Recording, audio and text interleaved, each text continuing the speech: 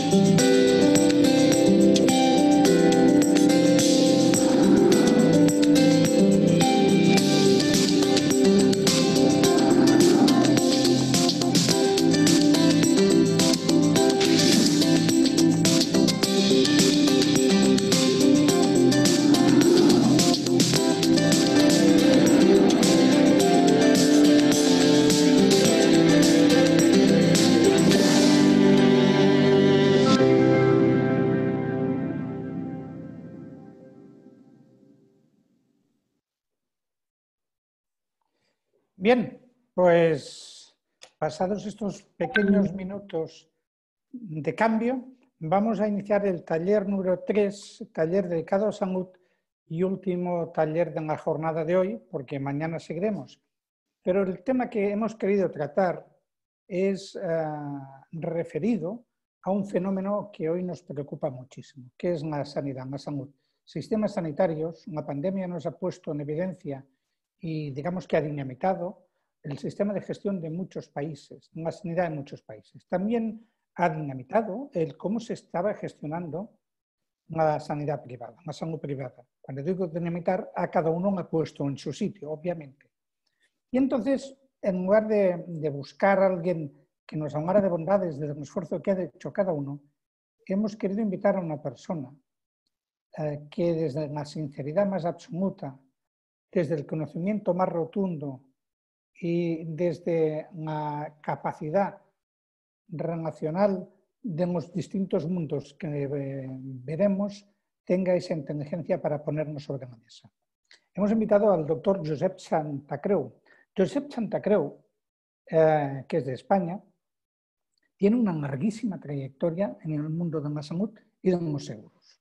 Josep es doctor en organización de empresas, es también licenciado en medicina, por lo tanto no es un outsider en ese sentido. Ha dirigido hospitales, ha estado mucho tiempo en la dirección de hospitales, es diplomado en economía de la salud, con lo cual es un personaje que en el ámbito de la salud puede aprender mucho, pero sabe muchísimo. Y también, y eso es muy importante, es un hombre que conoce, ha vivido y vive en el mundo del seguro también desde hace años. Es el actual consejero delegado de DKV Seguros, una aseguradora que pertenece al grupo Ergo de Alemania. Josep Santacreu, en ese sentido, les puedo decir, cuando yo me conocía hace muchísimos años, que ha sabido transformar DKV no en una aseguradora de salud moderna o preparada, sino humana, próxima a la gente. Realmente se quiere DKV, no porque de servicios que dan otras aseguradoras, se quiere DKV por la gente, por el trato y por la solución de problemas. Y no es un spot publicitario que se lo hago gratis al amigo Josep Santacreu, sino porque es una realidad. Cuando las empresas evolucionan hacia la responsabilidad social, hacia la diversidad y hacia la comprensión de lo que son sus propios trabajadores, consiguen en el mercado un efecto boomerang que en ese caso lo vuelve favorablemente. Pero eso lo veremos. Luego les presentaré a las personas que acompañaron en el conversatorio al doctor Santacreu y ahora que sea él quien tome la palabra. Gracias y bienvenido, Josep. Hola, buenas tardes. ¿Me oís bien? Sí, se te escucha perfectamente. Muchas gracias, Pascual, por esta introducción. Y la verdad es que me encantaría hablar de responsabilidad empresarial. Me encantaría, como bien sabes, también hablar de lo importante que son los colaboradores para que nuestros clientes tengan un buen servicio. Pero bueno, el principal tema por el que me habéis invitado hoy es para hablar del reto de la salud, la gestión de servicios sanitarios y también cuál es el rol de los seguros, cuál es el rol de los corredores de seguros en este nuevo mundo. Y yo he preparado una presentación que son como 4 partes. Una primera, creo que es importante empezar desde lo macro, desde una mirada general de dónde estamos en la región Latinoamérica-Caribe respecto al mundo. Y después de ahí pasaremos a hacer una referencia a qué está suponiendo la nueva realidad de COVID en España, en el mundo en general. También me gustaría hacer una referencia que en la anterior presentación ya habéis hablado mucho del tema de tecnología, de disrupción. Yo creo que es importante que hablemos de cómo va a afectar la tecnología, la digitalización a las nuevas prestaciones de salud, a los seguros de salud. Y para acabar al final, pues con un enfoque también, porque sé que es de interés en vuestra región, en vuestros países, después de haber en las conversaciones y reuniones preparatorias, creo que es importante compartir alguna experiencia de colaboración pública-privada que nosotros tenemos y que puede dar pie al debate posterior. Y si os parece bien, pues empezamos con la primera transparencia. La primera transparencia es una tabla muy básica. ¿Cuál es? Porque si vamos a hablar de qué servicio de salud podemos dar, obviamente es cuánto dinero tenemos para darlo y luego cómo lo aplicamos. Pero primero, ¿cuánto tenemos, ¿no? ¿Y qué gastamos por país? Pues aquí vemos cuál es la realidad de la región de Latinoamérica y Caribe, y podemos ver desde el país con un porcentaje de gasto más alto, que estamos en un 9,3 en Uruguay, hasta el más bajo, yo no sé ya si se puede medir el caso de Venezuela, pero digamos Perú, que está en un 5%. ¿Esto es mucho o es poco? Pues la media de la región está en 6,6, pero la media de la OCDE está, como podéis ver aquí, he puesto de referencia, es 8,8. Por tanto, ¿qué podemos prever en los próximos años? Que en general el PIB dedicado a salud, y más después de la evidencia de COVID y la importancia que tiene para la población y para la economía, la fortaleza de los sistemas sanitarios, hemos de prever que va a haber más dinero destinado a salud. En la siguiente transparencia, lo que podemos ver es cómo se reparte este dinero que por país de su Producto Interior Bruto va destinado a salud. Y aquí vemos una distribución muy dispar, ¿no? Los 2 casos extremos de vuestra región sería Cuba abajo, donde el 90% es gasto público y apenas hay un 10% de gasto privado. En el gasto privado aquí hablaríamos del dinero de bolsillo y del seguro de salud. Y en el otro extremo arriba, también un caso outlier, fuera de la media, estaría el caso de Venezuela, donde el gasto público es apenas un 16%. Vemos que aquí pues, estamos en un horizonte de la mayoría de los países tienen un poco más de gasto público que de gasto privado. Podéis ver vuestros países y comentaremos a dónde nos lleva esto. En la siguiente transparencia hay un comentario interesante, que aquí estamos hablando en cifras absolutas, y es cuánto es el gasto per cápita de cada una de las personas por país. Y vemos cómo estamos en los países de la región, pues Chile es quien está gastando más, luego Brasil, Panamá, Uruguay y hacia abajo, ¿no? Y ahora una última transparencia de esta lista, así un poco de datos macro, que yo creo que también es muy interesante, y es cuánto es el gasto en seguro privado sobre el total de gasto de salud. Y vemos que el porcentaje es pequeño, es un porcentaje, con la excepción de Brasil, que en la región es el país con más cobertura. El caso de Venezuela, que es un caso extremo, como hemos visto, que yo creo que son datos que no nos sirven mucho, pero el resto de países pues estáis alrededor de un 8%, algún país un poco por encima, otros un poco por debajo, ¿no? Como veis, pues en vuestro caso, pues podéis ver cada uno del país donde está, y la conclusión aquí, ¿cuál sería? Bueno, que todas las tendencias nos llevan a pensar que, primero, va a haber un aumento de porcentaje del Producto Interior Bruto destinado a salud en los próximos años, seguro. A mayor desarrollo de país, más porcentaje. No solo tenemos una renta per cápita más alta, sino el porcentaje de la renta per cápita del Producto Interior Bruto destinado a salud es mayor, porque la población tiene esta necesidad y tiene este deseo. Y luego lo que sí vemos es que el rol del seguro de salud en el gasto total en vuestra región es bajo. Por tanto, hay una gran oportunidad a desarrollar productos y a desarrollar soluciones para los clientes. ¿Qué ocurre? Que probablemente, dependiendo de la capacidad de compra, de la disponibilidad de destinar recursos a salud que tengan las familias, de la renta disponible que pueda tener cada hogar o del presupuesto de una empresa que pueda destinar a salud, lo que nos encontramos muchas veces, y es una realidad no solo en países emergentes, sino también en países más desarrollados o países más maduros, como podría ser el caso de España, que hay un porcentaje grande de la población que no está pensando en llegar a ser cliente del seguro de salud porque lo ve demasiado elitista, lo ve demasiado lejos, y lo que estamos viviendo, y también en nuestro país, es la aparición de nuevas soluciones de salud con un componente de riesgo no muy alto, con un mayor componente de servicio sanitario y con un enfoque de lo que podríamos decir medicina de proximidad, de solución cercana, con un coste definido que me evite los sustos de cuando tengo un problema, no tengo buen acceso a la medicina pública y que me pueda costar mucho dinero. Y en la siguiente transparencia hacemos un poco de énfasis en este aspecto. ¿Qué ocurre cuando no hay buena cobertura pública y no hay buena cobertura y no hay buena cobertura?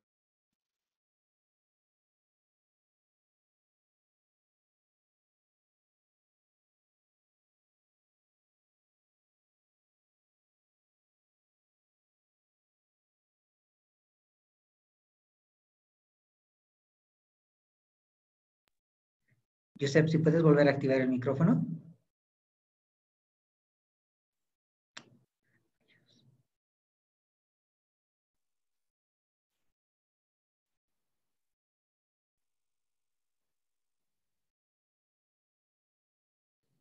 ¿Se ha cortado? Sí, ahora sí.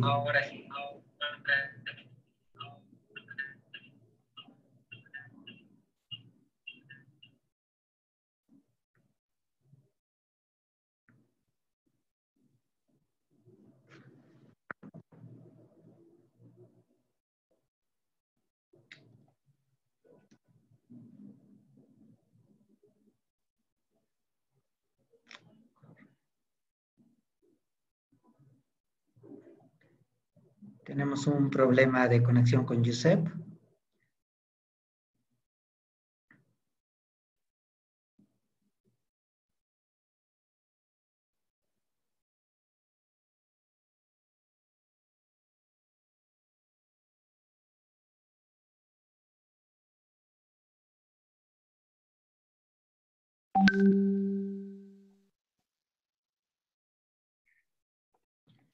Bien, Josep se nos reconecta en un momento, Pascual.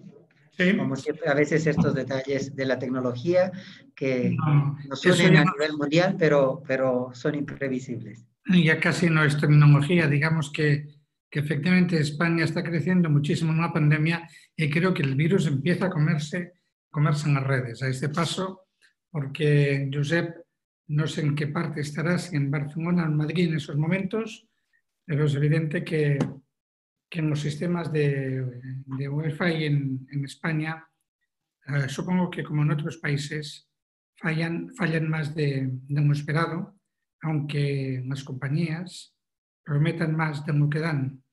Bueno, eso sería como el diálogo que ha establecido Carlos Escario en el call center, en que querían vendernos una segunda línea cuando realmente hay una insatisfacción total por el servicio. Pues nos fallan mucho y por lo tanto hay que tener paciencia y esperar. Y exacto, y ya lo tenemos con nosotros de nuevo. Perfecto, pues adelante. Hola. Adelante. Ahora Perdonad, sí, gracias. Perdonad, estos son los gajes del directo, ¿verdad? No, yo creo que es la primera vez que me ocurre algo así y se me ha colgado el ordenador y he pasado el iPad, pero espero que sigamos adelante. Bueno, me veis, ¿no? Bueno, así es, estamos con la lámina de la proporción de la perfecto. población. Estaba haciendo una reflexión y es que cuando no hay cobertura pública y tampoco tenemos un seguro privado, es lo que vemos a veces en las películas americanas, ¿no? Norteamericanas, perdón, de ver a un padre que se atrinchera en urgencias porque el coste del tratamiento de su hijo es inabordable. Y este es un dato muy interesante, ¿no? En la región suya, ¿cuántas familias destinan más del 10% de sus ingresos privados a algún gasto de salud?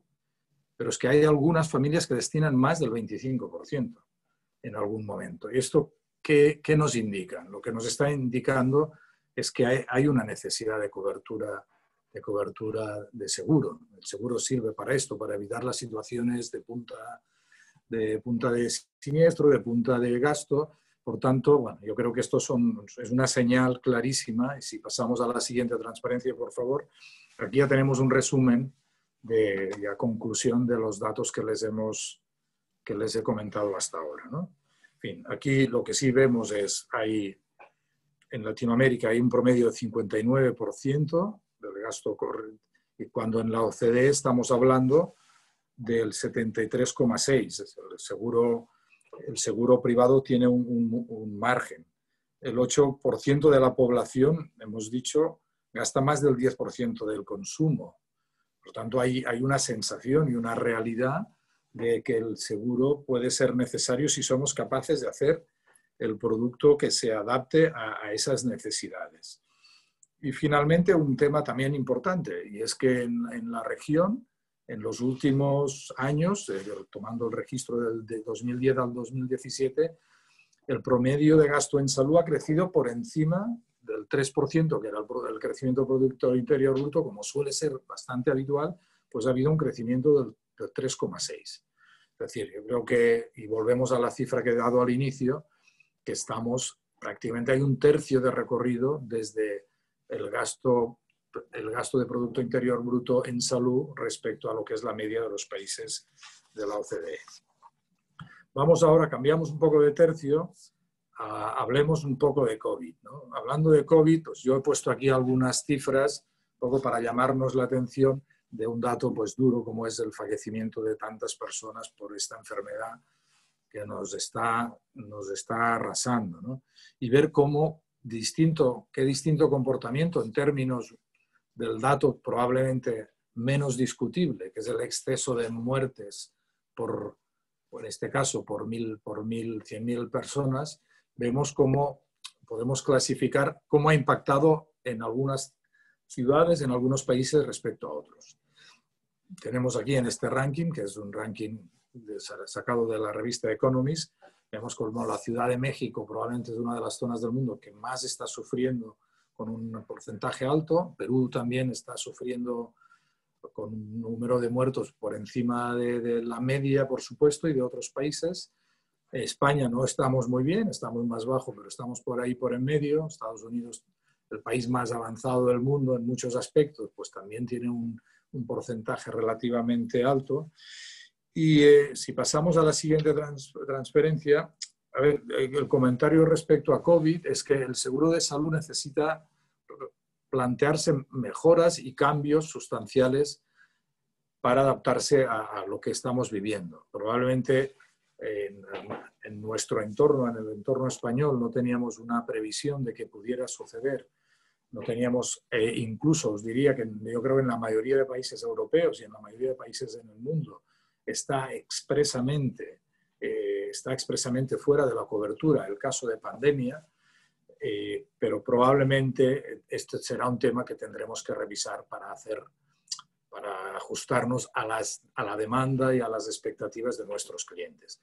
Nuestro comportamiento como aseguradora en España y la mayoría de aseguradoras españolas, en la práctica hemos estado cubriendo a los pacientes que han tenido COVID, y no solo eso, sino que hemos estado acompañando y buscando puntos de encuentro en los temas de test, en los temas de prevención. Pero sí que hemos de ser realistas que en algunas tareas y prestaciones nuevas nuestras coberturas no lo tenían presente. Y ahí lo que hemos visto en esta última etapa, donde todos hemos intentado poner lo mejor de nosotros mismos, y en el caso concreto de España, para que ustedes lo sepan, pues ha habido como 22.000 personas que han ingresado en clínicas o hospitales privados por COVID. Es decir, si no hubiéramos existido las aseguradoras privadas y la red de centros privados, el colapso que se produjo en algunas ciudades, sobre todo en Madrid y en Barcelona, pues habría supuesto probablemente que una buena parte de estas 22.000 casos no podrían haber tenido una atención hospitalaria ni en unidades de UCI como se pudo dar. Es decir, que un sistema privado de hospitales y de aseguramiento conviviendo con el sector público no solo no es malo para un país, sino que es una bendición en momentos de pandemia también, porque es un colchón que en un momento de crisis puede entrar a apoyar. Pero bueno, aquí en la transparencia también les comentaba, les apunto temas que nosotros hemos vivido que son necesarios pues, tener en cuenta de cara a futuro. Y en la que tienen ustedes enfrente, yo creo que es muy interesante reflexionar cómo cuando estamos en pleno proceso, cuando hay un momento de pandemia, de confinamiento, sobre todo en el momento del pic, la demanda de los servicios de salud se enfoca a pruebas diagnósticas, la hospitalización, atención de agudos, pero no debemos olvidar, y en eso pues permítanme que ya que nosotros en Europa fuimos un poco por delante a Latinoamérica, pues lo hemos constatado, que hay un impacto posterior, y es el impacto de aquellos casos de patologías como constan aquí, de cáncer, problemas de corazón, problemas obstructivos pulmonares, diabetes, hipertensión, patologías que debido al deferimiento o al haberse cancelado los procesos diagnósticos y terapéuticos pueden acabar teniendo mayores complicaciones. Y ahora estamos un poco en España, por desgracia, en la fase de que pasada el primer periodo de confinamiento, pues estamos viendo rebrotar un cierto rebote en algunas patologías cuando nos aparece la segunda oleada, y ahí estamos viendo cómo gestionamos estos casos. Es decir, evitar que el miedo a ir al servicio sanitario y el miedo a ir al hospital pues haga que personas que tienen un proceso en curso, en crecimiento, en fase diagnóstica o en tratamiento incipiente, no lo pospongan, porque esto lo que acabamos haciendo es generar incluso mayores problemas. En la siguiente transparencia comento algunos aspectos de los retos que creemos que los seguros de salud tienen ante la pandemia y algunos temas en los que hay que pensar o algún proyecto que nosotros pues, hemos desarrollado. Uno de los temas que hemos desarrollado como compañía y que la semana pasada en la reunión preparatoria que tuvimos con don José Luis Camacho le compartía que si alguno de ustedes puede tener interés en ello, pues que sepa que estamos encantados en colaborar. En nuestra compañía tenemos una alta capacidad en temas de telemedicina y de salud digital y decidimos abrir nuestra plataforma de médicos a un grupo de médicos voluntarios que daban servicio a pacientes en su domicilio. Esto le llamamos el proyecto Médicos frente al COVID y que tenemos pues la satisfacción de decir que desde hace 2 semanas este modelo que se lo hemos ofrecido gratuitamente lo ha adoptado la Municipalidad de Lima para poderlo poner en marcha. La idea es muy sencilla: médicos que desde su casa, porque están en cuarentena o están enfermos de COVID o porque ya son mayores jubilados, pueden atender voluntariamente a horas a personas que tienen sus servicios saturados o directamente colapsados. El papel de la telemedicina en este momento es obvio. Nuestra experiencia es que bajó de manera radical las visitas presenciales de nuestros clientes, pacientes a nuestra red de médicos y que subió todos los servicios de telemedicina, llegando un día, en el momento de estado de alarma, en pleno pic de pandemia, un día en concreto tuvimos más visitas por teléfono, por chat, por videoconferencia que presenciales. Fue un día puntual y luego ha vuelto a una cierta normalidad. Pero bueno, yo creo que la telemedicina viene con mucha fuerza y creo que estos meses han servido para que ya se consolide en muchos sentidos, ¿no? Y luego otras conclusiones de la pandemia. Bueno, hemos de repensar las coberturas y eso sí, hemos de pensar en que hemos de coordinar los agentes privados nuestras actividades con los responsables de salud pública, que normalmente, obviamente, son los gobiernos. Y hemos de focalizarnos en la prevención, para que lo mejor que podemos hacer para la humanidad es, entre todos, reforzar las estructuras para que esto no vuelva a ocurrir.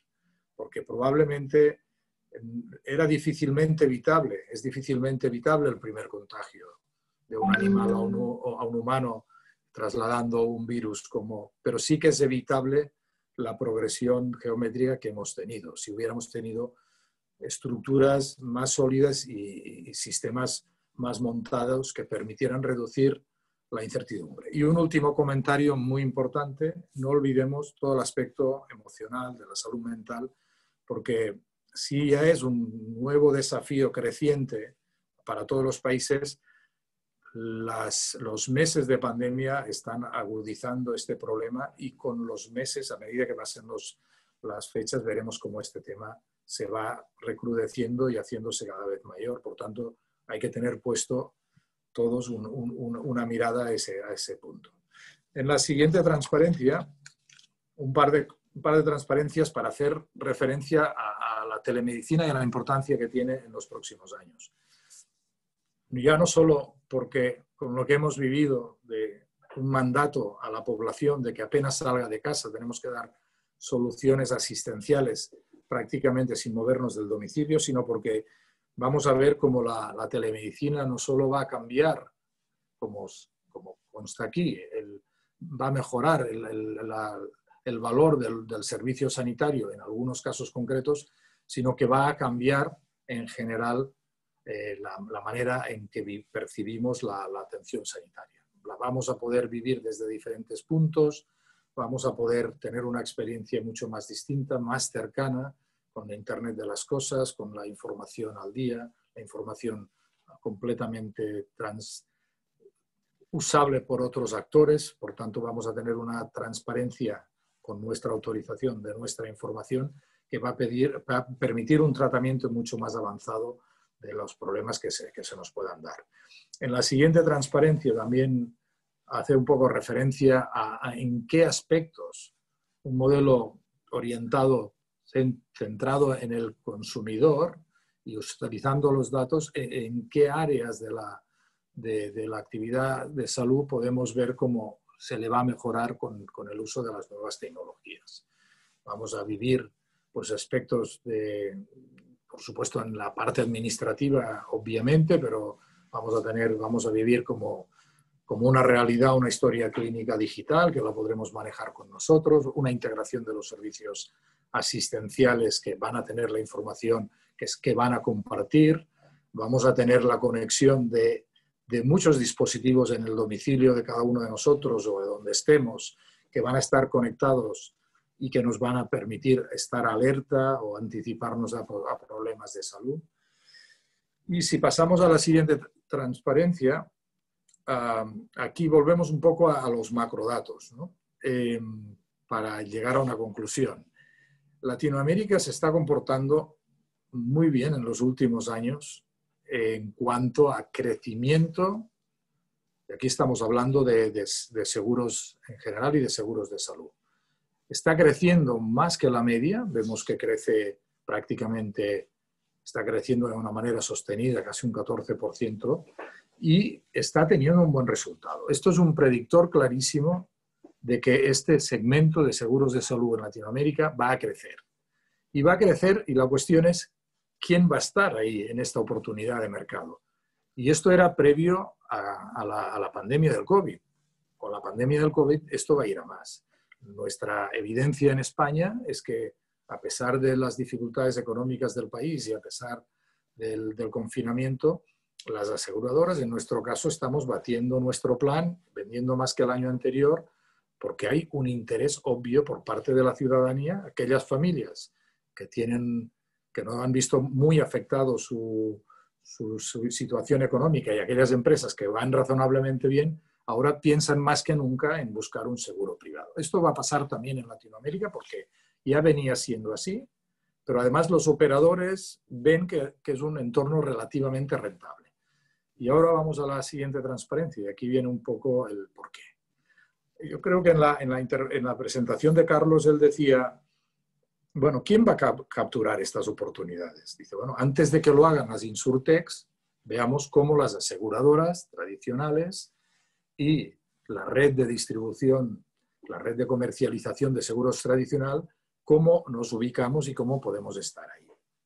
Yo creo que este es un debate muy interesante porque uno tiene ventaja respecto al otro, la agilidad, la simplicidad que pueden tener las insurtechs, pero les falta pues, lo que no, las compañías consolidadas y la red de distribución tradicional tienen, ¿no?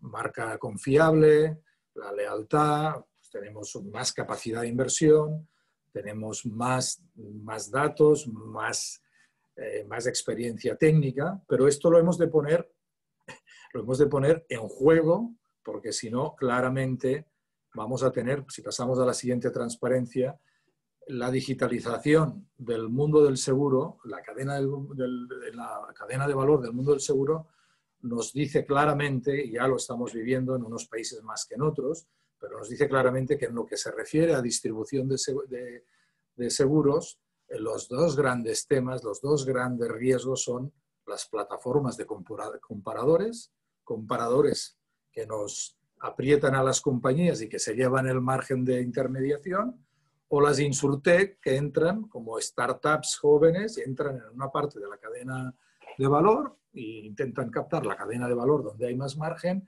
y ahí están. Bueno, ¿qué hemos de hacer nosotros en frente a esto? Pues yo creo que está claro que hemos de repensarnos las compañías, repensaros los mediadores y ver qué propuesta de valor juntos hacemos para hacer frente a esta realidad. Y la propuesta de valor va más allá de hacer bien las cosas de siempre.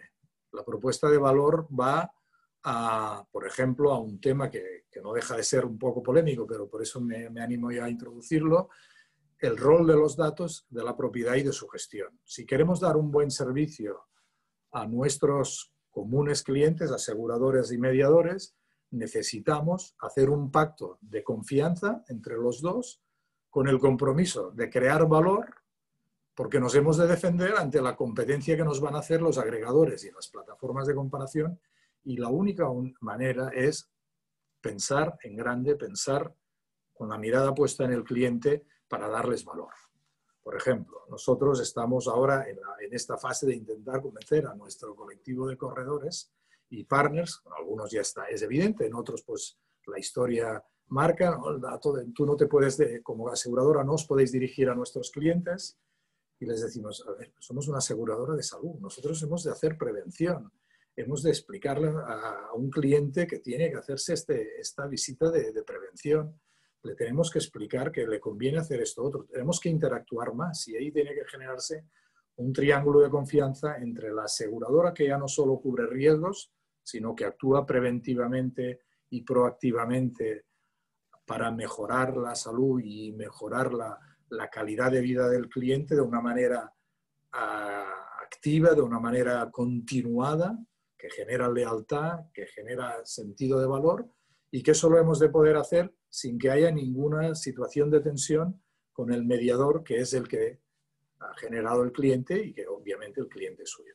Bueno, yo quería poner esta reflexión al final y apuntar solo 2 comentarios antes del debate para animar también el debate en lo que se refiere a la colaboración público-privada. En la siguiente transparencia pues, hay una reflexión de entrada sobre el Banco Mundial y la Organización Mundial de la Salud, que apoyan obviamente una cobertura sanitaria básica universal, que nadie esté exento de una cobertura básica universal. Este es el deseo y casi sería, diría, como ser humano, la obligación que tenemos de dar a toda la humanidad una cobertura básica. Pero para dar esta cobertura básica ni tiene que ser siempre la cobertura totalmente pública, ni tiene por qué ser con un formato inequívocamente de modelo integrado público. Hay distintas maneras de organizarse y los países más avanzados lo que están viendo es que ante el gran reto de la salud, del incremento poblacional, del envejecimiento de la población, de las nuevas tecnologías, el sector privado ha de tener un rol. Y por ejemplo, en el caso de España, como ya decía, nosotros somos seguro privado, atendemos a un 20% de la población, que a su vez tiene cobertura pública, pero nosotros tenemos prácticamente un 20% que tiene doble cobertura, excepto un 5% de este 20% que son mutualistas. Son empleados públicos que tienen, a través de una mutualidad, que es como una aseguradora pública, les da cobertura a través de compañías privadas. Es decir, hay es la siguiente, por favor, que aquí lo veréis.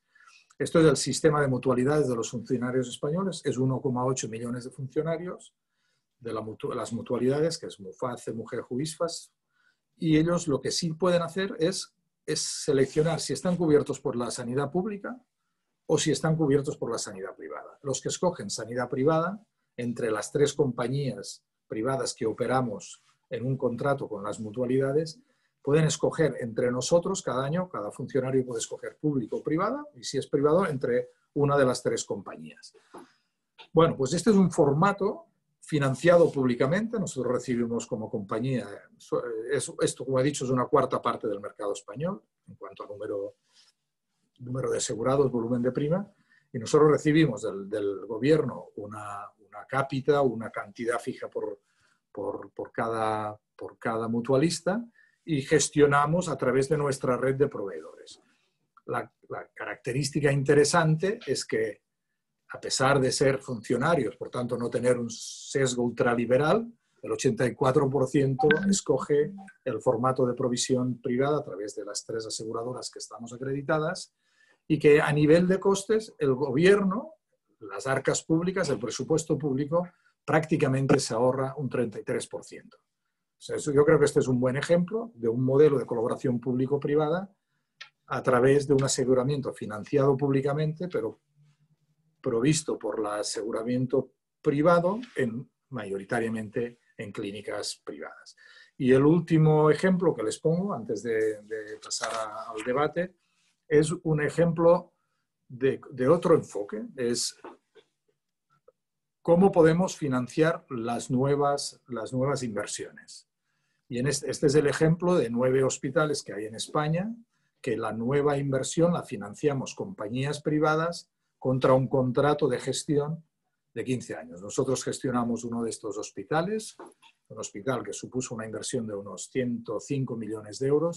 Tenemos 15 años de contrato, gestionamos una población de unos 180.000 habitantes y con este modelo, nosotros con la cápita que recibimos durante 15 años, recuperamos la inversión que hemos puesto y si las cosas van bien tenemos un pequeño margen de explotación, un pequeño margen beneficio. Para el gobierno es un coste definido, más bajo que lo que le costan sus propios servicios, sus propios hospitales, y para el operador privado una oportunidad de desarrollar un nuevo negocio que es interesante, aunque desafortunadamente, ya les hago un comentario así de política nacional, de política española, pues desafortunadamente este camino pues no ha sido seguido por otras comunidades y está como en un callejón parado. O sea, hay 9 hospitales, pero no hay ninguno nuevo detrás de este formato. Pero yo creo que es interesante que lo conozcan.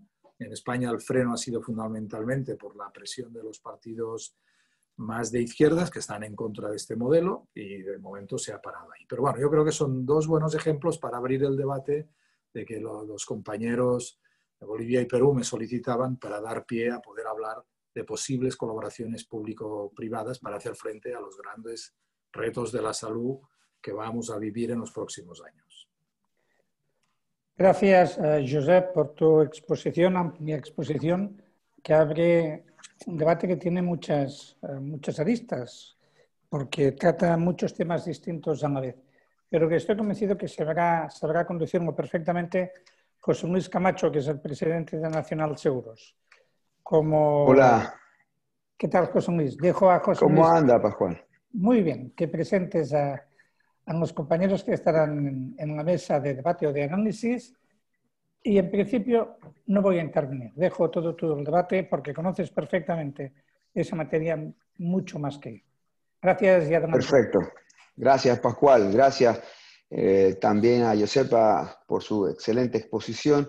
Primeramente, agradecer a COPAPROCE, la Confederación Panamericana de Productores de Seguro, justamente por la invitación a participar y a desarrollar este taller que lo que intenta es poner un granito de arena a lo que significan los desafíos que tenemos en la gestión de los sistemas sanitarios y el desafío de los nuevos seguros de salud en Latinoamérica, principalmente con un enfoque, por supuesto, general desde la óptica de Josep y el mundo hacia Latinoamérica. Bueno, yo voy a presentar a dos personas que nos acompañan después de la exposición de Josep para entrar en una mesa de debate. A Diego Franco Vargas, que es gerente general de Zona Franca de Bogotá. Él es abogado de profesión, además de eso especialista en Derecho Tributario, especialista en Derecho Comercial y tiene una maestría en análisis de tributación, con más de 20 años en experiencias en zonas francas y por supuesto en todo lo que es comercio exterior. Participa de distintas juntas directivas relacionadas al ámbito de zonas francas y comercio internacional. Y también voy a presentar a Norberto Morales, él es ingeniero de profesión. Norberto también tiene una maestría en gestión de negocios, también una maestría en todo lo que es auditorías de sistemas de gestión de calidad y tiene un posgrado en lo que es gestiones de sistemas de salud. Y tiene 20 años también liderizando, dirigiendo y gerenciando en distintos lugares de Latinoamérica hospitales, centros médicos o clínicas o sanatorios desde Colombia, Bolivia y en otros lugares también de Latinoamérica. Actualmente lideriza el proyecto de la Clínica de las Américas en Santa Cruz, Bolivia, y con sede justamente en Bolivia. Ambos les agradezco por su tiempo, Diego, Norberto. Estamos entrando en un debate acá del taller con Josep, así que más bien bienvenidos para poder comentarnos un poco su experiencia dentro del marco que ha planteado Josep. Diego, por favor. Bueno, pues muy buenos días para todos, buenas tardes ya, buenas tardes para todos. Un saludo muy especial a los organizadores del evento, a ti José Luis, Norberto, Josep, saber que esta pandemia, volverlos a ver y saber que los encuentra bien. Me han invitado para hablar de la alianza público-privada que hay en Colombia para el desarrollo de las zonas francas de la salud. Y quisiera partir por comentarles, digamos, un contexto sobre la estructura y cobertura del sistema de salud en Colombia, que nos da el preámbulo para saber por qué se crearon las zonas francas de la salud en Colombia. Tratar de cerrar brechas coyunturales que tienen la mayor parte de los países de Latinoamérica y el Caribe frente a temas de cobertura y universalidad del servicio, brechas de calidad, de atracción de inversión y de sostenibilidad financiera de los aparatos del sistema sanitario. En Colombia, pues el sistema de salud está compuesto por un amplio sector de seguridad social que fundamentalmente está financiado con recursos públicos y con aportes del sector privado.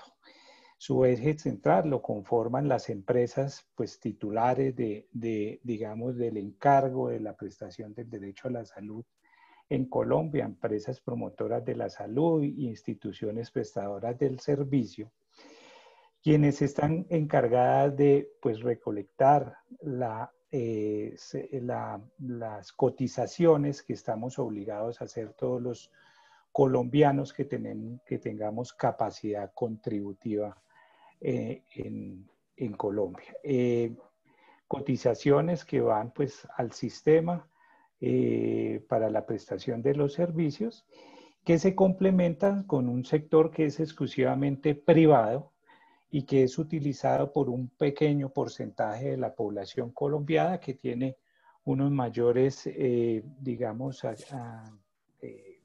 accesos al sistema, mayor salario, que buscan mejores condiciones o mejor calidad en la prestación del servicio y por tanto persiguen la consulta privada. Entonces, pues vemos un sistema mixto público-privado actuando donde hay brechas efectivas de calidad. En cuanto a los beneficios que tenemos en nuestro país, la pretensión es que pues, el derecho a la salud lo accedan toda la población, ciudadanos o no, siempre y cuando sean habitantes en el país, pueden acceder al sistema a través de dos regímenes. José Luis, básicamente un régimen que es el contributivo, en el cual los trabajadores, los pensionados y también los trabajadores independientes que tengan por lo menos un salario mínimo están obligados a contribuir con el sistema. Nosotros tenemos una contribución general del 12.5 que se distribuye en un 4% que debe aportar el trabajador de su salario mensual y el 8.5% restante lo aporta la empresa o el empleador. En el caso de los profesionales independientes, pues el 12.5% lo hacen integralmente. Y está un régimen subsidiado que está dirigido a la población menos favorecida, que está fondeado con recursos públicos, básicamente recursos de impuestos y contribuciones que tenemos con destinación específica al sector de la salud. Y con base en esos dos regímenes, digamos, según las cifras estadísticas que reporta el Estado colombiano, le damos acceso a la población, digamos, en un 95.7% en general. No obstante, pues la población restante pues carece aún del sistema, tenemos aún brechas muy importantes que captar en temas de cobertura y en universalidad. Perfecto, Diego, gracias por la introducción en ese sentido. ¿Cómo al sistema colombiano, de manera concreta, porque este es un tema nuevo para la región, o sea, es un tema nuevo que Colombia lo ha desarrollado muy bien y que hemos visto un gran impacto en el cambio del sistema de salud en Colombia. ¿Cómo está contribuyendo cuantitativa y cualitativamente las zonas de inclusión en salud, las zonas francas de salud, en todo lo que ha significado el sistema? ¿Y cómo se podría exportar a la región este producto o este proyecto? Pues básicamente la identificación de esa problemática que te venía señalando en cuanto a brechas de calidad, cobertura, financiación, atracción de la inversión foránea o local, viene a trabajarse desde el mundo de las zonas francas. Un comentario del mundo de las zonas francas. Las zonas francas tradicionalmente se conocen como una plataforma de comercio exterior. Pues tradicionalmente ese era el concepto. Ese es un concepto que ha evolucionado y que hoy en día los países que la aplican lo cambian por un concepto de competitividad, de desarrollo empresarial, de reconversión industrial, de complemento del aparato productivo, de atracción de inversiones. En Colombia lo hicimos así. Entonces, ¿qué quiere decir eso? hay una alianza pública-privada porque el Estado otorga incentivos de naturaleza aduanera, tributaria, que ahorita podemos detallar un poco de qué tipo son, a cambio de recibir inversiones productivas, en este caso asociados al campo de la salud, el aparato hospitalario, de clínicas, y en general pues todo el equipamiento de farma, para que cubrir pues las brechas de universalidad del servicio. Concretamente, ¿eso qué ha significado en Colombia? En Colombia tenemos algo así como 51 entidades de cuarto nivel, de nivel de complejidad alto para la prestación de servicios.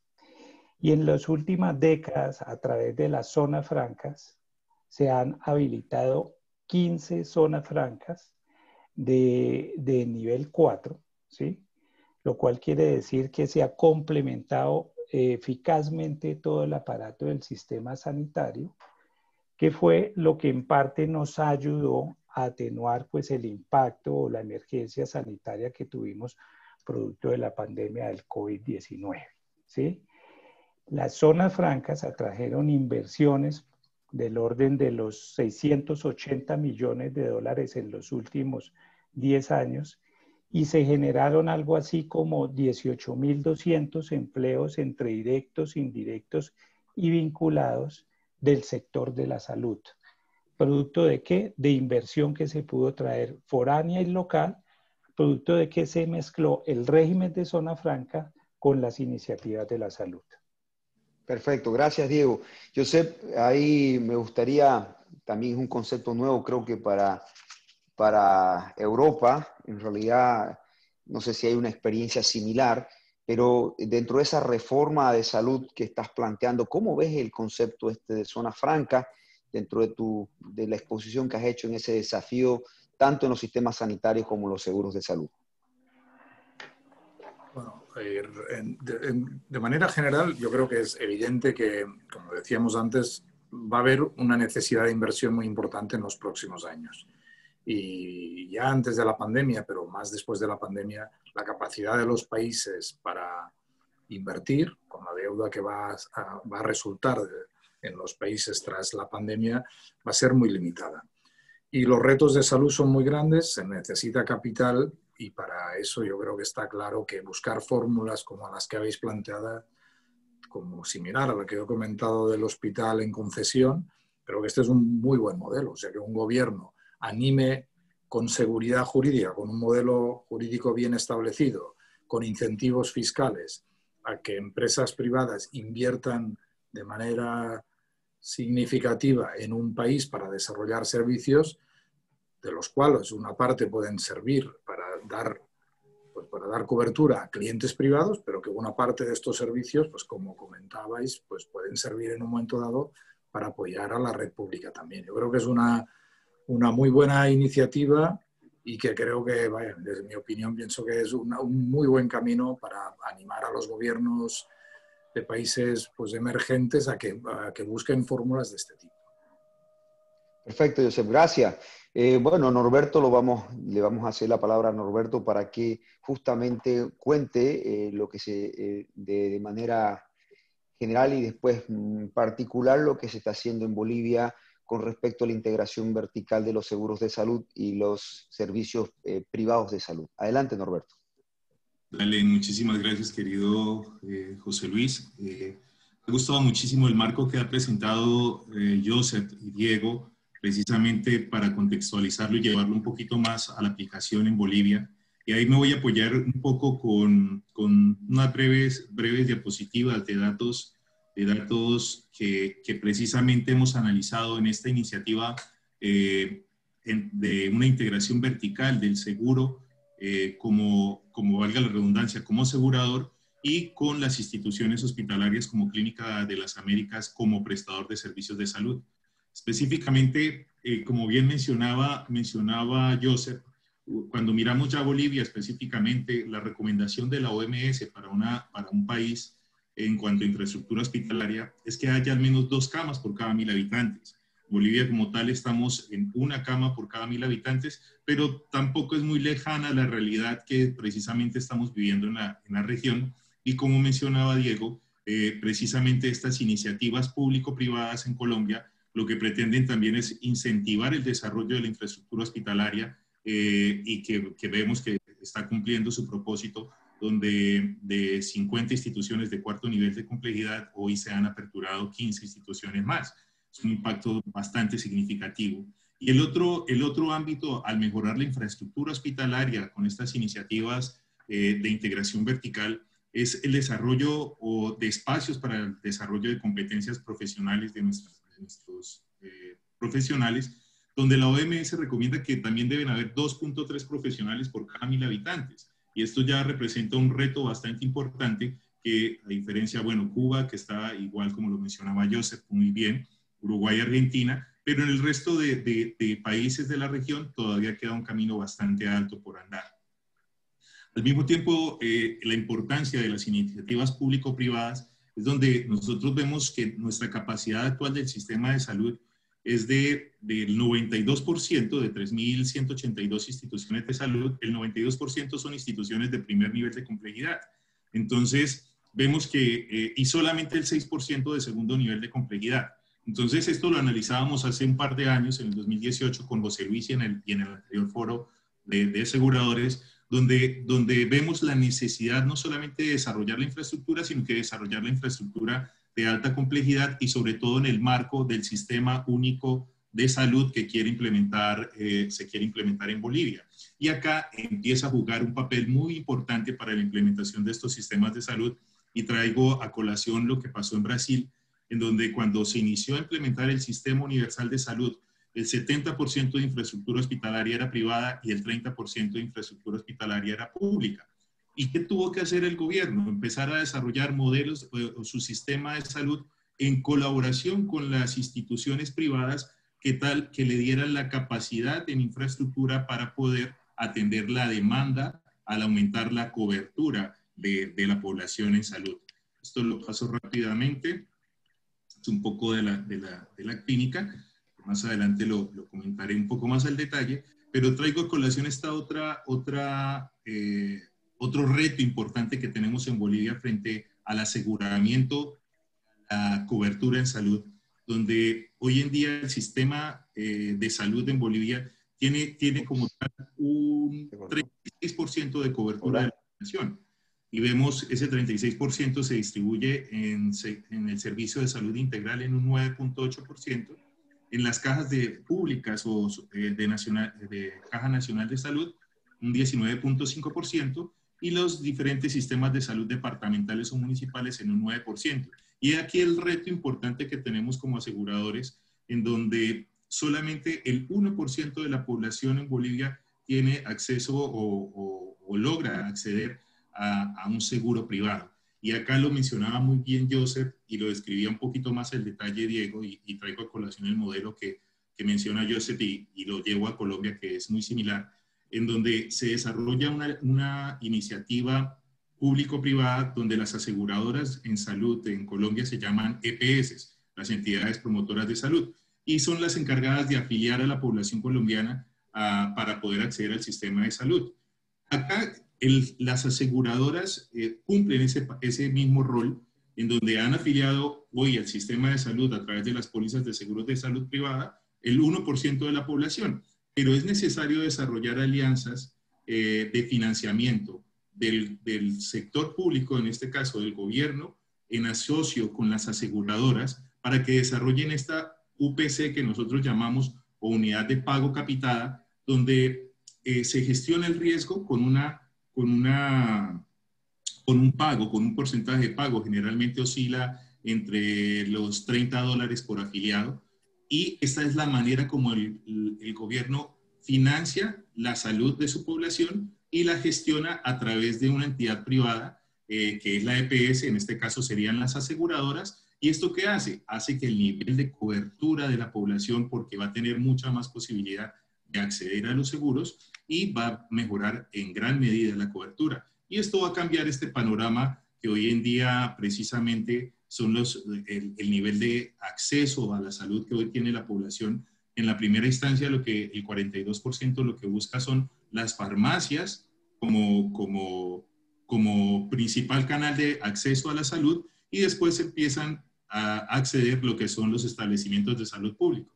Entonces, en ese sentido quería apoyarme con estas breves diapositivas, en donde el reto que tenemos como tal es bien interesante, y la iniciativa que hoy en día está desarrollando Nacional Seguros Vida al establecer esta institución de salud el proyecto de la Clínica de las Américas, es un proyecto también que es un proyecto pensado a largo plazo, donde se establecen 3 grandes etapas, como lo mencionaba ahora, para poder aportar a la salud o al sistema de salud una capacidad de 280 camas, pero en Santa Cruz específicamente hay una falencia de 1.000 camas en el sector privado y de 4.300 camas en términos generales. Estoy dando datos muy rápidos, pero es para acotar todo el reto que tenemos como aseguradoras para poder aportar en estas asociaciones público-privadas al sistema de salud boliviano. Y gracias Norberto, simplemente una pregunta concreta con respecto al segmento de mercado que se está atacando o se está buscando a través de la normativa prepaga de salud en Bolivia, en la integración vertical con las compañías de seguro. Y bueno, ahí me gustaría que nos comentes qué se está haciendo, porque el segmento de mercado, y ahí ya Josep decía justamente que la población en general tiene un gasto, el 8% de la población tiene un gasto mayor al 10% en la región, y en este caso en el área de salud. Ahora, ¿qué están haciendo las clínicas, o qué va a hacer la Clínica de las Américas con las compañías del mercado de seguro en Bolivia para poder acceder a una mayor cantidad de usuarios? Un poco comentarnos eso, que creo que es muy importante. Perfecto. Básicamente, inicialmente el mercado objetivo que se estaba planteando era el mercado típica, media alta, que eso representa alrededor del 21% de la población en Santa Cruz. Pero una iniciativa que se ha venido desarrollando con el Grupo Nacional Vida es precisamente en el marco de la normatividad de salud privada, poder desarrollar paquetes de atención en salud a unos precios con unas coberturas amplias y unos precios accesibles para darle acceso al otro 20% de la población, que es la clase media-baja. De esta manera, a través de paquetes, llamémoslo así, de medicina prepaga, que precisamente se manejarían a través de la aseguradora, es donde vamos a poder penetrar al otro 20% de la población de la clase media-baja a precios accesibles, y esto va a aportar al sistema de salud, donde va a mejorar, como les mostraba, el nivel de cobertura en atención de la población boliviana.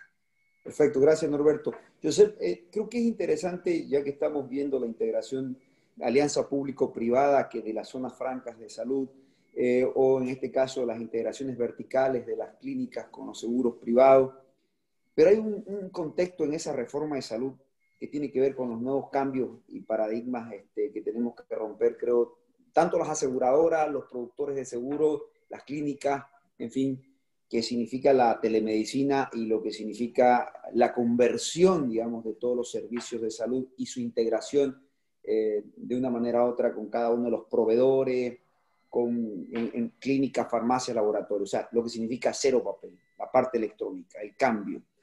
No estamos preparados en Latinoamérica para eso. ¿Cuáles serían los pasos a seguir en Latinoamérica, por lo menos para poder hacer los cambios gubernamentales o generación de estos cambios en lo que es la telemedicina en realidad, y que podamos cambiar los hospitales de papeles a papeles electrónicos, llamémosle de una forma, ¿no? ¿Qué piensa Josep? Siendo sincero, tengo que compartir con todos vosotros que la mayoría del gobierno, la mayoría de países han hecho muy poco desde su rol de responsable público para facilitar el desarrollo de la salud digital. La digitalización en general de la sanidad, y especialmente todos estos aspectos, digamos, de nuevas maneras de abordar la enfermedad desde la posibilidad de utilizar las nuevas tecnologías. Lo que es un problema puede convertirse en una oportunidad, en una virtud.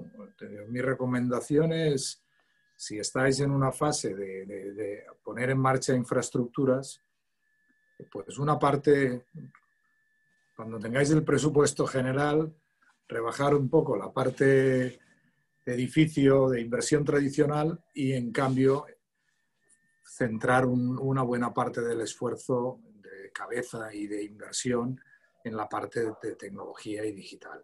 Yo creo que hoy en día, precisamente, esta es una de las ventajas en España concretamente respecto a la actividad pública. Las aseguradoras estamos un poco por delante en los temas de tecnología y de accesibilidad para los ciudadanos, y ese es uno de los elementos que anima al cliente, que tiene una cobertura pública muy correcta en nuestro país, en España. Tenemos una situación afortunadamente distinta a la que nos estabais narrando. Pero a pesar de tener una buena cobertura pública, ¿por qué un ciudadano va a gastar más dinero de su bolsillo o una empresa?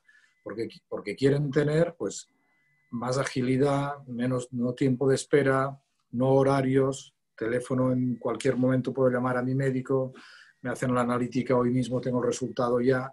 Es decir, digitalizar es parte del futuro por dos motivos. Uno, por el que mejoramos el servicio y fidelizamos a los clientes, pero segundo, y muy importante, es porque en un entorno que necesitamos ir a costes bajos para ser accesibles a una gran parte de la población, sabemos ya firmemente que los modelos de salud digital, cuando tenemos las infraestructuras muy digitalizadas y todos los procesos muy planos, como tú decías, sin papel, pues es una oportunidad para que el coste sea inferior y poder tener un producto que sea más asequible a la mayoría de la población. O sea, la digitalización es casi una obligación para todos.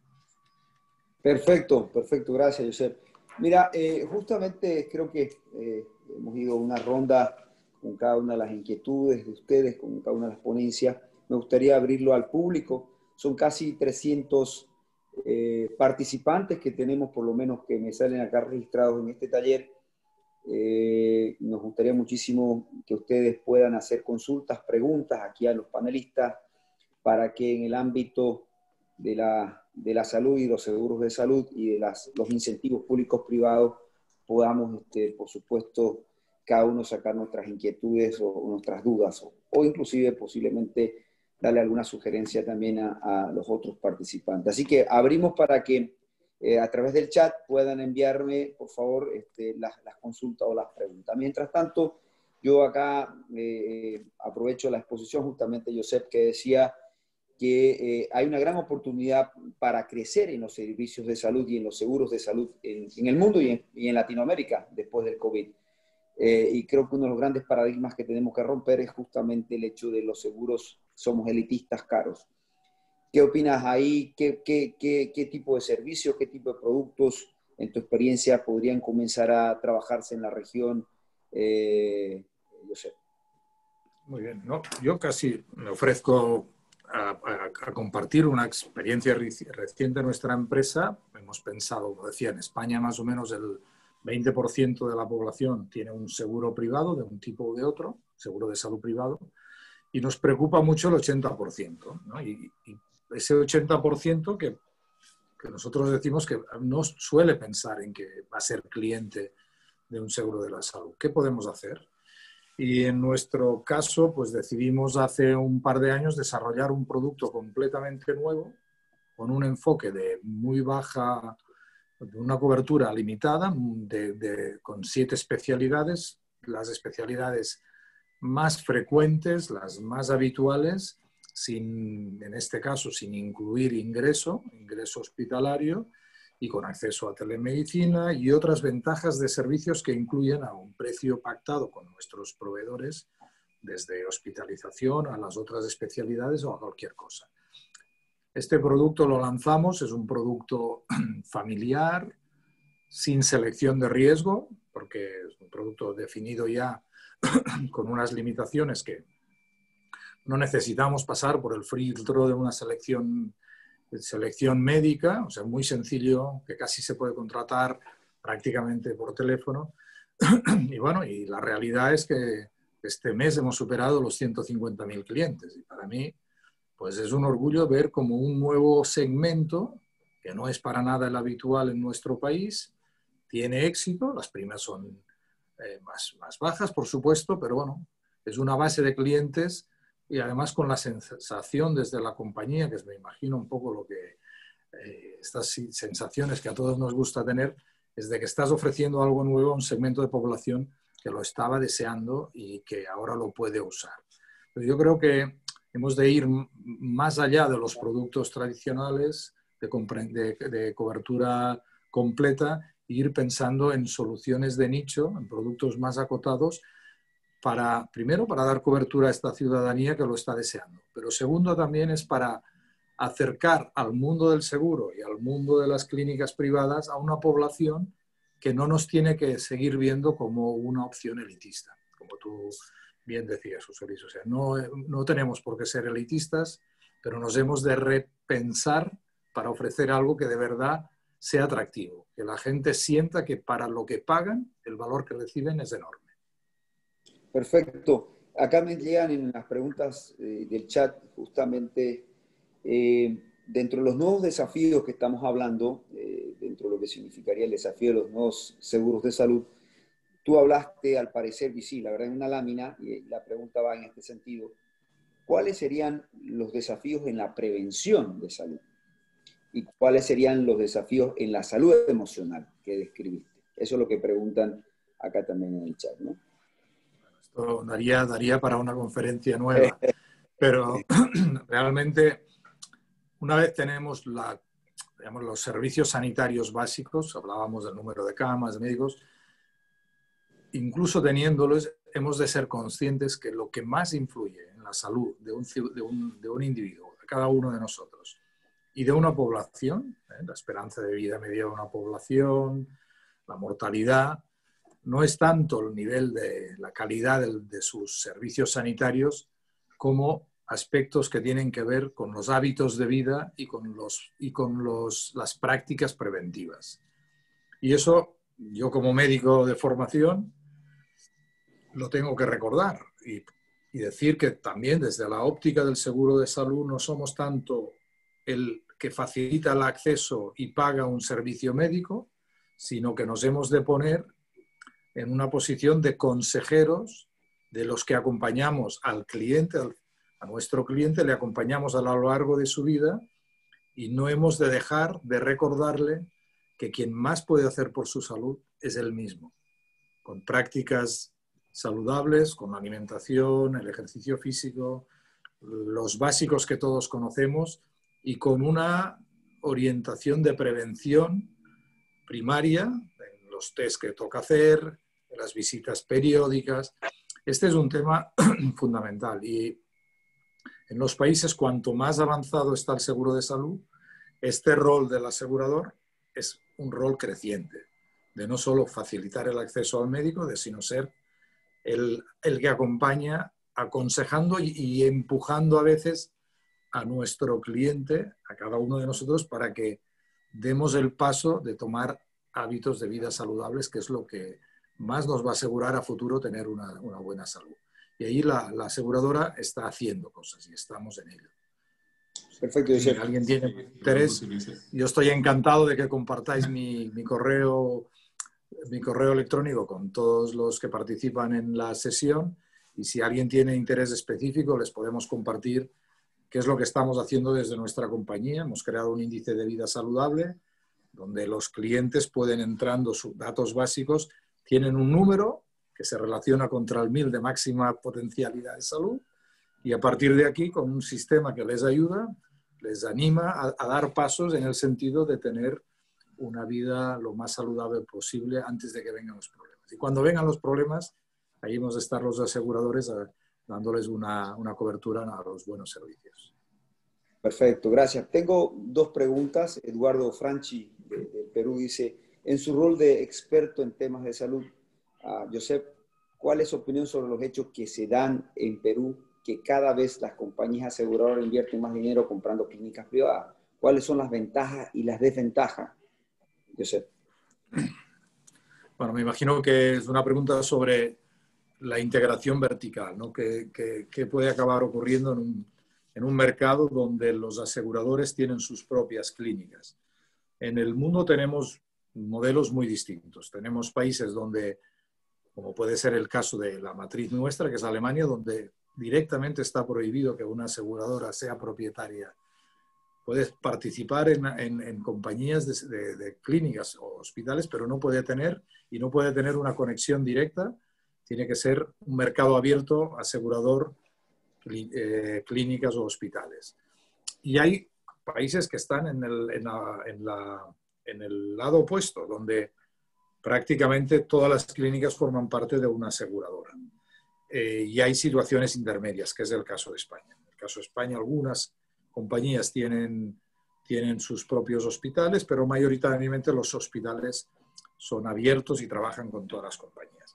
Cada modelo tiene sus pros y contras. La integración vertical lo que permite es una coordinación muy intensa entre la compañía y la clínica, asegura unos mínimos, pero también puede generar un problema de acceso, de elección para el cliente. En nuestro caso, nuestra compañía, preferimos optar por modelos abiertos, donde nuestros clientes pueden ir a las mejores clínicas de cada ciudad, no tener nuestra propia clínica. Pero que cuando hay oferta suficiente, para el cliente es mejor tener una compañía que le abre las opciones y no le obliga a ir a su clínica. Cuando en el país, que probablemente es un poco la realidad, sobre todo de Bolivia, no tanto ya de Perú, hay falta de oferta y no hay agentes que dinamicen, la aseguradora se ve forzada y hace bien en crear la oferta de prestación, porque si no, no puede vender productos sobre qué voy a vender si no hay una oferta buena. Pues bueno, yo creo que es normal que haya una dinámica de integración vertical y que las compañías de seguros inviertan en hospitales cuando no hay una oferta suficiente, cuando esto se convierte en silos y pues el ciudadano, el cliente pierde capacidad de elección, y yo creo que esto es una desventaja. Perfecto, gracias José, nuevamente. Por si acaso hay muchas preguntas o muchas sugerencias por la cantidad que están pasando, y una de ellas es, están todos preguntando sobre el material y la exposición que ha hecho Josep. Y en este caso quiero decirles que los organizadores del taller van a brindarles a cada uno de ustedes la información que él ha pasado, así que no se preocupen, que a través de la suscripción misma que ustedes tienen van a llegarle la información que en estos momentos nos ha compartido Josep. Hay una pregunta acá que tiene que ver con la parte también aseguradora de Jorge Jesús Calvo, que dice, por la coyuntura que actualmente estamos atravesando en el mundo entero por la pandemia y la decisión adoptada por los reaseguradores de incluir en los contratos automáticos el anexo o el endoso de exclusión por enfermedades transmisibles, ¿qué opinión le merece para Josep? Esta es una pregunta muy, muy delicada y muy compleja de responder. Yo puedo contar nuestra realidad y nuestra respuesta. Como compañía, desde el primer momento dijimos que, aunque es cierto que nuestro contrato excluye la cobertura de pandemias, viendo que la decisión de que la cubriéramos no iba a hacer entrar en una situación de bancarrota a la compañía, porque no era el caso, tomamos la decisión de cubrir a nuestros clientes cuando acudían a hospitales privados con COVID, y les hemos estado cubriendo y los vamos a seguir cubriendo. Yo entiendo que las pandemias, como otro tipo de coberturas, de limitaciones de cobertura que tiene el sector del seguro y del reaseguro, como podría ser grandes catástrofes naturales, que lo pongamos como limitación, pero yo creo que también para proteger la viabilidad de un sector en un momento dado, pero sí también creo y apelo a la sensibilidad, a la responsabilidad, para que, si en la medida de lo posible, las compañías tenemos que dar respuesta, sobre todo en momentos tan críticos como el actual. Y eso es lo que en nuestra compañía estamos haciendo. Estamos dando cobertura tanto a la actividad ambulatoria como a los ingresos, tanto en hospitalización como en UCI, y esperemos que la solvencia de la compañía nos permita seguir haciendo esto. pero es un tema delicado y de gran debate. No sé qué opinas tú, José Luis. No, sí, sí. La verdad que estoy totalmente de acuerdo contigo. Es bastante delicado. Yo creo que ahí va a ser la negociación individual de cada uno con su reasegurador correspondiente, lo que va a prevalecer. Bueno, estamos con el tiempo justo. Tengo que después hacerle la palabra a Pascual, pero como hay tantas preguntas, voy a tratar de, para Norberto, para Diego y para ti, Josep, para terminar con esta ronda. En realidad son Ana María Arce y Miriam Helen Rada han hecho preguntas muy similares, estoy tratando de resumir, que dice, ¿qué opinan? ¿Cuál sería el plan para aliarse con el Estado para mejorar los servicios de salud? Posiblemente puntualmente 2 tips cada uno de ustedes, tanto para las clínicas, para las compañías de seguros, para las zonas francas, y las cajas nacionales, o en este caso las instituciones del Estado en Latinoamérica tienen muchos recursos, pero no se ven canalizados de manera eficiente. También de esa forma, ¿cuál sería esa alianza que podríamos brindarle desde el sector privado? Con eso terminaríamos, por favor, que seamos puntuales por el tiempo. Gracias. José Luis, hace un rato Joseph y Norberto mencionaban las cifras de inversión de los países de América Latina respecto del PIB y encontrábamos cifras entre el 6 y el 7%. Nosotros deberíamos tener la aspiración de por lo menos hacer inversiones en el sector de la salud por encima del 8% del PIB, que son las cifras de inversión que hacen los países desarrollados pertenecientes a la OCDE. Yo creo que esa es la forma de estimular y dinamizar toda la economía de las empresas asociadas a la cadena de salud. Y para hacer eso, pues vamos a tener que generar diferentes tipos de estímulos, ¿sí? Estímulos para el sector público, pero sobre todo para la atracción del capital privado. En el caso colombiano, voy a poner el ejemplo del 7% que destinamos en salud. Tan solo el 98% se destina al proceso operacional de las clínicas y los hospitales, a mantener la cobertura de la salud. Y solamente el 2% en la capacidad instalada, clínicas y hospitales. De manera que si no fuera por la expedición de regímenes como el de zonas francas, donde el capital foráneo entra y estimula el sector para que desarrollen nuevas clínicas, hospitales, y eso genere todos los encadenamientos empresariales que eso produce, farma, telemedicina, empleabilidad del sector de la salud y, por supuesto, aseguramiento, pues no tendríamos un incremento de la cobertura. Yo diría eso por el momento. Gracias, Diego. Norberto, puntualmente también, para ir cerrando. Básicamente, viendo las experiencias que tenemos como en Chile, como en Argentina, en Colombia, de pronto yo ahí, los sistemas de salud nacionales establecen un plan obligatorio de salud, que nosotros en Colombia lo llamamos POS. ¿Qué es este plan obligatorio de salud? Este plan obligatorio de salud, al igual que una póliza, establece los niveles de cobertura y los servicios que cubre mínimamente el Estado. Entonces, y el Estado lo presta a través de las aseguradoras privadas, que es la que hace la afiliación, y la aseguradora crea su red, que como yo sé, puede ser una red propia o puede ser una red de prestadores de servicios de salud tercerizada. Pero lo primero es poder llegar a definir esos mínimos de cobertura o esos mínimos de atención que quieren ofrecerle, el gobierno quiere ofrecerle a su población. Y eso se llama plan obligatorio de salud.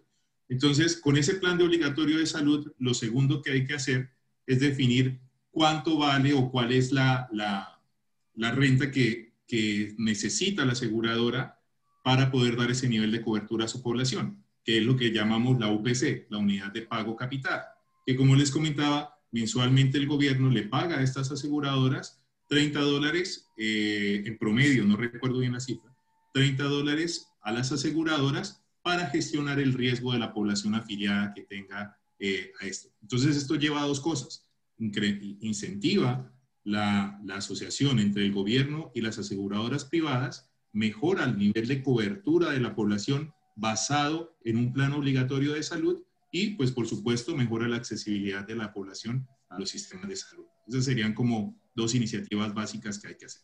Gracias Norberto. Entonces, para ir, creo que cerrando, el toque final, finalmente creo que Pascual estamos ahí con los tiempos bien justos. Agradecerle si hay alguna última palabra, adelante. Yo solo decir, primero, que encantado de compartir mi presentación y también que los organizadores compartan mi email por si alguien quiere hacer alguna pregunta directa. Y construyendo sobre lo que ha dicho Norberto, yo creo que es fundamental para un país que haga esta definición de cobertura básica para la población, pero dos recomendaciones si tenéis capacidad de influir en los gobernantes, en los legisladores.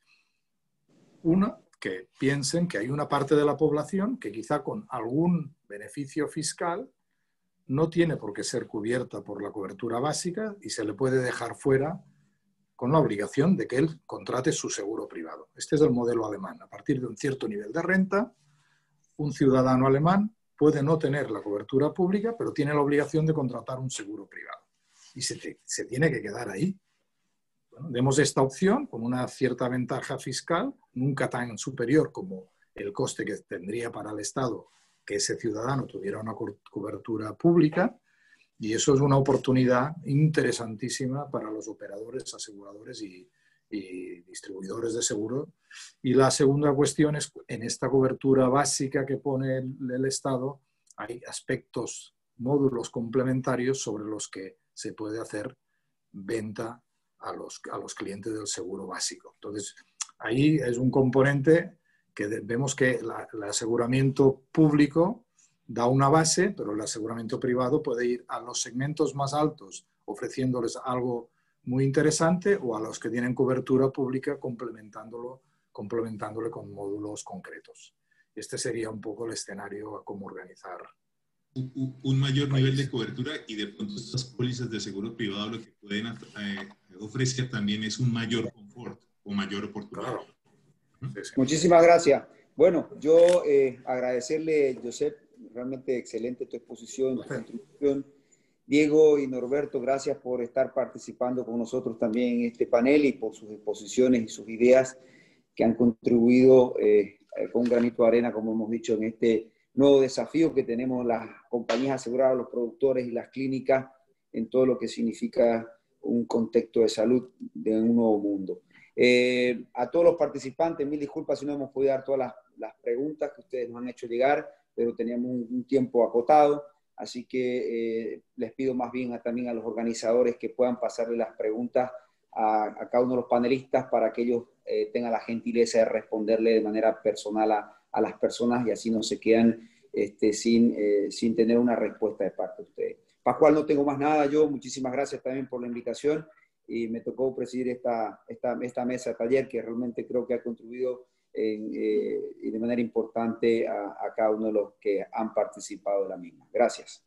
Gracias a ti, José Luis. Efectivamente, has llevado una presidencia con mucho atino, con mucha mano izquierda, intentando tocar todos los temas y demostrando que todavía estamos muy lejos de encontrar un equilibrio en el tema de la salud de las personas, aunque unos países vayan más avanzados que otros. Pero como mínimo se está demostrando que se está trabajando en muchos lugares, que hay iniciativas privadas que merecen la atención y que obviamente, como dice muy bien Josep Santacreu, hay que hablar con los gobiernos para que también tengan sentido común, porque si no, con el privado no es suficiente en esos casos. Con esto, quiero agradecer a todos, repito, a Josep Santacreu, a José Luis Camacho, Diego Vargas, Norberto Morales, por haber participado en esta sesión sobre salud. Y decirles a todos ustedes que nos vemos mañana. Mañana trataremos temas puramente de estrategia en el mundo del seguro, tenemos temas de liderazgo en competencias y veremos los nuevos mapas de riesgo. Con lo cual hemos cubierto la segunda etapa de ese largo viaje, con mucho éxito por la paciencia que han tenido en acompañarnos, por el interés que han demostrado y especialmente por su participación y dinamismo, lo cual nos demuestra que estamos por el buen camino. Gracias y nos vemos mañana. Y ahora sí les dejo con el vídeo que nos acompaña en esa despedida. Muy buenas tardes.